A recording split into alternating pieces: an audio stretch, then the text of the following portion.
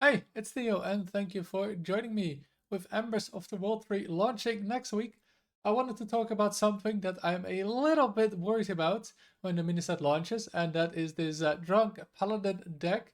I think, yeah, it's a little bit too strong, and yeah, usually with expansion launches, mini set launches, there's not a balanced patch. So, yeah, what I'm worried about is this deck will just be dominating the early meta, and yeah, not much will change. I looked at all the cards, of course, from the mini set. Yeah, and I'm just not really seeing anything that is going to be beating this deck. I think it's really hard to see any of the new cards be able to stand up to, zero mana Flickering Light Bots, zero mana Sea Shanties, and then the Ursol Shaladoso combo. I feel like, yeah, those new cards, they aren't quite good enough to be able to compete with this. And yeah, if you want to know how good Paladin is, we can take a look at the stats here. And we can start with the stats on HS Replay. And as you can see, yep, Shaladoso easily the best deck in Diamond through Legend, and honestly these stats are kind of underselling how good it is, because for some reason they've included all the Shaladoso Paladin stats here and didn't really separate the Drunk Paladin. So in reality, Drunk Paladin is even better than what it shows here. You can also look at the Vicious Syndicate here, how good it is in our latest report, and you can see here in Diamonds 1 through 4, where people really try and hit the Legend right. You can see Drunk Paladin, it is 2% ahead of the next best deck, which is a Ring Priest. And yeah, 2%, that's a huge amount to be ahead. That's like the difference between being a tier 1 deck and a tier 3 deck, it's 2%. So yeah, that is a massive difference. We can see the same in Legend, right? It's still far ahead. And in top 1k, it's not as far ahead, right? About 0.5%.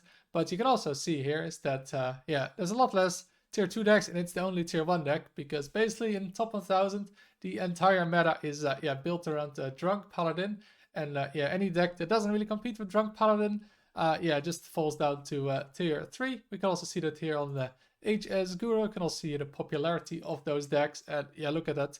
Drunk Paladin and Ashime Rogue combined is about 45% of the meta. From my experience in that top 200, yeah, it's about 60%, those two decks. And with these kind of stats, right, I'm just worried that Paladin will keep dominating. And you can see here that, yeah, basically the meta is completely built around Paladin. We've got the Paladin on top. Then we have Rogue, which is the main counter, maybe even the only counter really to the Paladin. And then you have the Cliff Dive Demon Hunter behind that, which counters the Rogue and some of the counters to Rogue. And then, yeah, the rest of the decks just yeah, aren't as strong against these three decks, and that's why everything else is so far behind. And yeah, I'm a little bit worried that, yeah, with those new cards that yeah, all those cards are gonna fall into decks that not gonna bring any of these decks here closer to the best three decks. And yeah, if that happens, we're just gonna have kind of the same meta, right, as we have now. And yeah, that's not really what you want from a mini set. Now, we don't really want like a StarCraft situation either, although that was fun for like the first few weeks with all the new decks. After that, yeah, it was just those StarCraft decks, and that was a little bit too much. So we want that mini set to change yeah, the meta a bit, and I just fear it's not going to happen. And also, if you're wondering why the hell is a Rimy Priest here at the bottom, when you just saw it right in Diamond 1 through 4, it was like the second best deck. It's because, yeah, this deck is really bad against that Paladin and the Rogue deck, and when the two best and most played decks hard counter your deck, it's going to be a very bad time for it. And what are the reasons Paladin is dominating? Now we can check at the Paladin stats here for the deck and see what cards really are stand out. And what we want to look at is the drawn impact, or the drawn win rate, because this basically shows how good it is when you draw a card, which generally kind of tells you how good a card is compared to the other cards in the deck. We don't want to use the mulligan win rate, right? That's just more like we can check what's good. So we can check like this is kind of like a mulligan guide, what you want to keep, right? And you can see pretty much here, it's keep the 1 mana holy spell and keep that flickering light bot. And then we can see with the drawn impact, what are the best cards? And yeah, it's kind of again the 1 mana holy spells. We've got the armaments, the divine brew, and the flickering light bot again. We're slightly behind that glow sticks, which is essentially a 1 mana holy spell, and the Aegis of Light. And you can see here really what this deck is about, and that's about yeah, cheating out a lot of stats early, and mainly through that flickering light bot. Now, you might notice that Divine Brew actually has a better win rate than Flickering Lightbot, and that's because Divine Brew is really needed to activate the Lightbot, right? It's like 3 times a discount on it. Plus, it also activates your Sea Shanty, so it's like a card that activates your 2 cards that get an insane amount of stats on board for very little, or often for nothing. But also what you may notice here is that, yeah, Ursol is pretty low on the list. Solatosel's a bit higher because you can of course play this by itself and potentially have lethal with already what you have on board. But the Ursol, it's actually pretty low. That's because the Ursol Shalatosel combo isn't as important for this deck, right? In most faster matchups, you just don't really have time to play it. And in like the slower matchups, you often already win with just the sea shanties and the flickering light pods. That's not to say you don't want to be running it, right? You definitely want to be running it. There's nothing better to run, but it's not the focus on this deck like it was with the other Shalatosel decks that we saw like mostly towards the beginning of the expansion, when decks were just completely focused on getting to Ursol, Shalatosel, and couldn't really win any other way. This deck is more about those stats, and then as a bonus, you also have the Ursol Shalatosel combo. Well, I'd say the biggest reason this deck is doing well is the light bot. It's just way too good, right? Like, it's very easy to get this down on turn 2 or 3 for 0 mana, and then the 8/8 version of it, often seen it come down on turn 4 for 0 mana. And then, if you play 2 of these on turn 4 for 0 mana, it's pretty broken. And it's not the only giant that has been a problem recently. In StarCraft, there's a Seaside Giant was also a bit of a problem, even at the start of this expansion, right? With Location Warlock and with the Discover Hunter in StarCraft, like this card just often came down on turn 4 or 5 for 0 mana.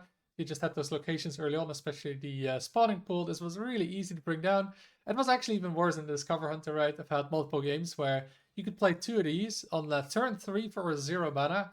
That's pretty crazy, right? In theory, you could even have 4 giants on board, but the fact that you could even have 1 giant on board for free turn 3 is kind of crazy. The same was with the Playhouse Giant, although that was more like, again, turn 5, I think, with the Psycho Rogue that we had, where they just drew their whole deck by turn 5, and then, just played these for 0 mana. You could even combo them with Breakdance in, the Great Dark Beyond. So those are the giants that we've had recently in the Standard, and have been pretty dominating. Now I wanted to take a look at some older giants, kind of. Well, we have the red giant here that is actually in standard. This giant, it doesn't go down in cost if it's in your deck, while all the other giants do. We've got the Stitch giant, which I think just didn't really find a deck for it, but I wouldn't be surprised if this ever sees a lot of play if it gets the right support.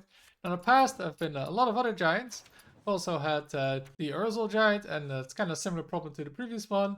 But yeah, this can fit in certain decks. Demonat just hasn't really had these decks to make this card work that well. Then in the mage we had the mana giant, which I'd say were a bit of a problem at some point. It was really strong in like a Cyclone Mage, because you could easily cheat these out early. Then we had the Flesh Giant, which this one had to get nerfed twice.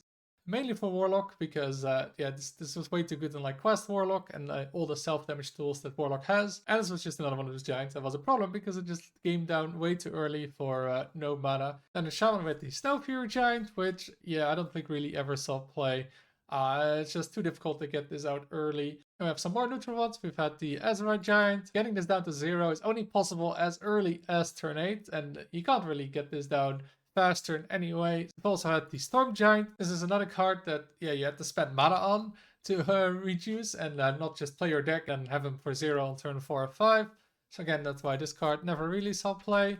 Then we have the Frost Giant, but another card that just really hard to cheat out early because you have to use your hero power multiple times. And we do have the classic card of Sea Giant, which has seen a lot of play over like the 11 years now of Hearthstone. It's just a really strong card because you could influence the mana cost quickly with your minions. And then if your opponent played a bunch of minions, it was very easy to make 0 mana and then have a big board swing in an aggro deck. So it worked really well in those decks.